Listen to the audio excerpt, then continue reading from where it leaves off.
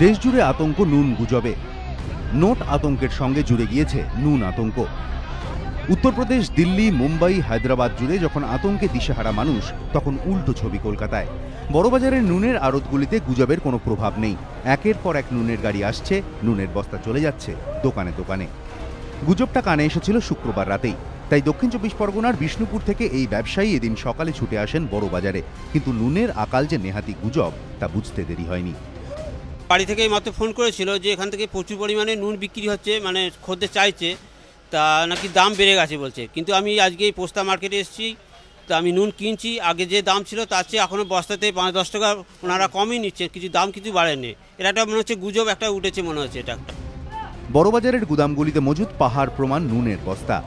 স্বাভাবিক দামেই চলছে কেনাকাটা, গুজব কানেই তোলেননি ব্যবসায়ীরা।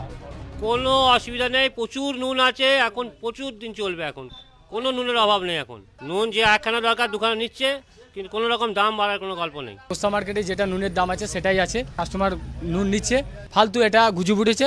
কিন্তু আমাদের এখানে নুনের দোকানে সব নুন বিক্রি হচ্ছে। এখানে পোস্তা নুনের দোকানে কোনো প্রভাব পড়েনি। যেটা নুনের নিত্য প্রয়োজনীয় মানুষ কাস্টমার কেনে, দোকানদাররা কেনে, সেটাই কিনে নিয়ে যাচ্ছে। আর রেট একই আছে, তার থেকে 10 টাকা বস্তায় আরও 10-5 টাকা কমই আছে। খাদ্যমন্ত্রীর আশ্বাস, রাজ্যে নুনের কোনো ঘাটতি নেই। 2 বছর 3 মাসের নুন আমার কাছে মজুদ করা আছে এখনো পর্যন্ত। একটা আর্টিফিশিয়াল ক্রাইসিস এর প্রবলেম তৈরি করছে কেউ কেউ, এটা বিভ্রান্তি। এটা আপনাদের মাধ্যমে জানানো দরকার যে কোনো জায়গায় সল্টের এতটুকু দাম বাড়ার জায়গা নেই, সল্ট প্রচুর আছে। গঙ্গার এপারের গুজবের প্রভাব না পড়লেও ওপারে হাওড়ায় শুক্রবার রাতে নুন কেনার জন্য কিছুটা ব্যস্ত হয়ে পড়েন ক্রেতারা। টিকিয়াপাড়া, কাজীপাড়া, শিবপুরের মতো বিভিন্ন এলাকায় নুন কেনার জন্য মুদিখানায় ভিড় করেন তারা। সেই সুযোগে বেড়ে যায় নুনের দাম। উল্টো ছবি কলকাতায়। অরিত্রিক ভট্টাচার্য, সুদীপ্ত আচার্য ও সুনীত হালদার, এবিপি আনন্দ।